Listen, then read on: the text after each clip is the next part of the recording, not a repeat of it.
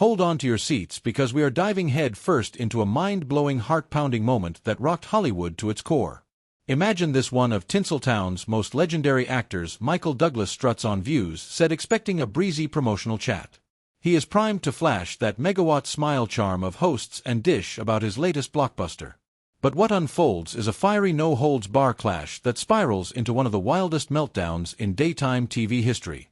Before we jump into this electrifying tale, smash that subscribe button and drop a comment below. Tell me, what is the craziest celebrity interview meltdown you have ever seen? And if you're watching on your phone, tap that hype button to show love for this insane story you are about to hear.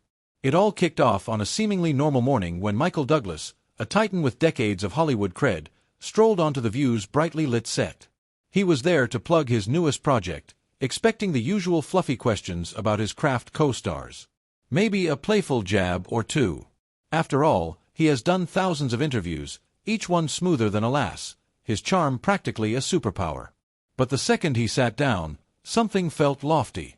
Air buzz with tension. Joy Behar, the show's resident firecracker, had that glint in her. The one that screams trouble is brewing, and boy did it brew fast. Michael Joy began, barely letting him settle into his seat.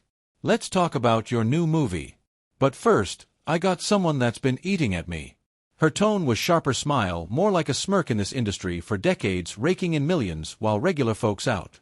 They're scraping by, barely able to pay their bills. How you sleep at night justifying that kind of wealth? Gasped the studio when dead quiet Michael's eyebrows shot up, his polished grin faltering for a split second. This was not the softball opener he had braced for the audience, expecting a cozy chat shifted in their seats. Off camera, Michael's publicist looked like she had just swallowed a lemon. "Well, Joy," Michael replied, keeping his cool, but with a hint of steel in his voice that is a pretty loaded way to kick things off.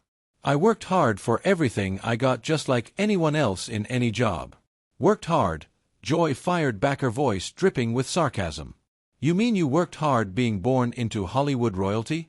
Your father was Kirk Douglas, for heaven's sakes, unless had a claw away from nothing."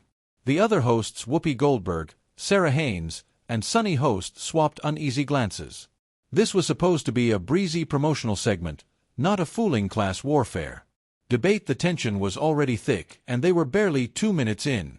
"Joy, I think you are being a bit unfair," Michael said, his voice steady, but his famous composure started a fray at the edges. "Yes, my father was successful, but that does not erase the decades I have put into this industry. I have earned my place." "Earned your place?" Joy let out a harsh, bitter laugh that echoed through the studio. "Please, Michael, you had doors flung open for you that most people could not even knock on. And now you are sitting here in your fancy suit, preaching about hard work to folks who could not afford their electric bills." Whoopi, ever the diplomat, tried to steer the ship back to calmer waters. "Joy, maybe we should talk about Michael's movie." But Joy was not having it. She held up a hand, silencing Whoopi. Her eyes locked on Michael like a predator sizing up its prey. "No, this is important. These celebrities waltz onto our show acting like they're just like us when they live in a totally different universe. Tell me, Michael, when was the last time you pump your own gas? When was the last time you worry about buying groceries?" Michael's jaw tightened.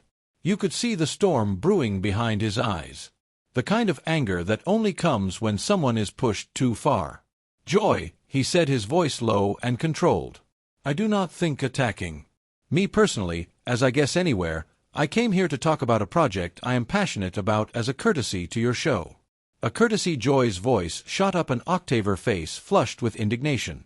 "You came here to sell movie tickets and line your pockets. Even more, do not act like you're doing us some grand favor." The studio was now a pressure cooker. Sarah looked mortified. Sunny was flipping through her notes like they held the secret to world peace, and the audience sat in stunned silence, soaking in every second of this live TV train wreck.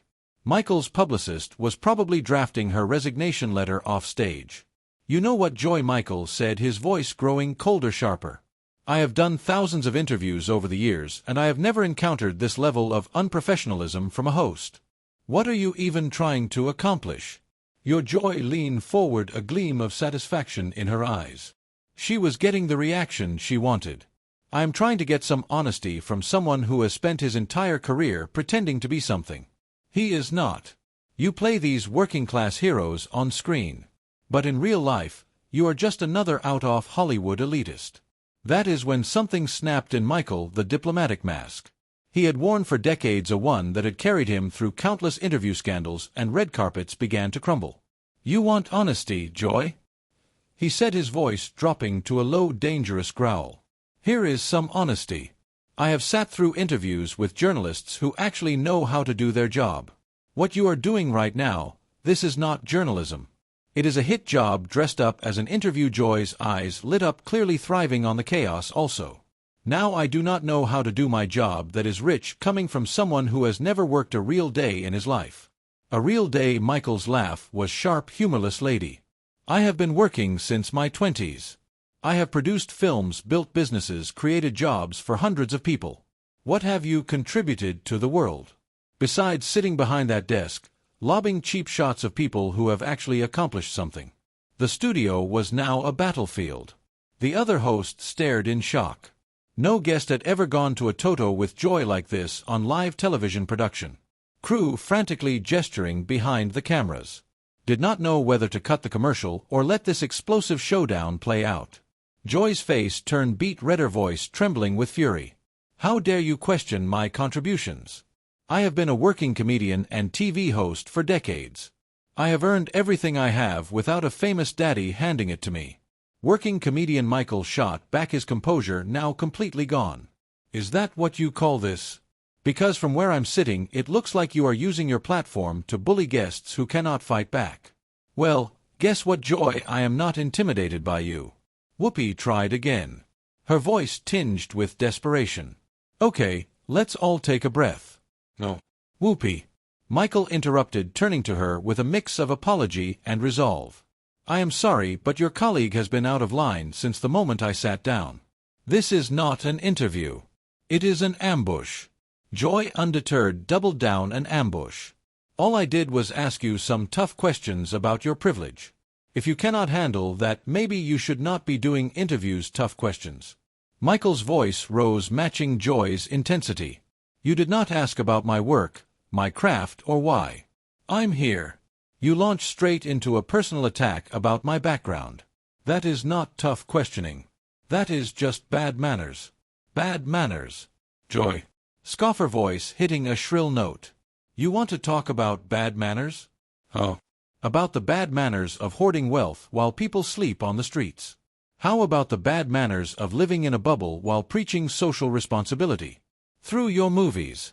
A camera zoom and capturing every bead of sweat on Michael's forehead, every pulse of the vein in Joy's temple. This was not daytime TV anymore. It was a raw, unfiltered fight playing out for millions. "You know what, Joy?" Michael said, his voice steady but laced with menace. "Let's talk about bubbles. You sit here every day in your cozy studio making millions yourself. And you have the audacity to lecture me about being out of touch. When was the last time you took a subway? When was the last time you shopped at a regular grocery store instead of having everything delivered to your penthouse?" Joy's mouth opened, then closed like a fish gasping for air. She had not expected Michael to flip the script so brutally. "That is different," she stammered. "I did not inherit my career from a famous father." "No," Michael fired back. "You just inherited your spot on the show by saying whatever outrageous thing would boost ratings at least. I create something, my movies, my productions. They employ thousands, tell stories that resonate with millions. What do you create, Joy, besides division and negativity?" The audience was frozen silence, so thick you could hear the hum of the studio lights. Even the camera crew stopped their usual bustling, mesmerized by this real-time implosion. Michael stood up, a move so rare in live TV. It sent shockwaves to set the host flinch, and Joy's smirk faltered. "You know what your problem is, Joy," he said, pointing directly at her. "You are bitter. You are sitting there taking out your frustrations on someone who has built something with their life.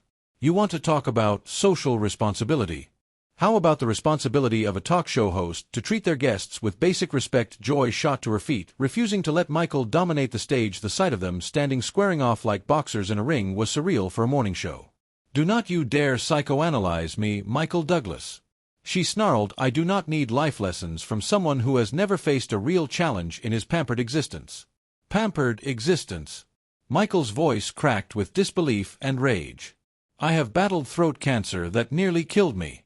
I have endured public divorces splashed across every tabloid. I have rebuilt my career when people wrote me off. I have dealt with addiction in my family. That would break most people. But you would not know any of that, Joy, because you did not bother to do a shred of research.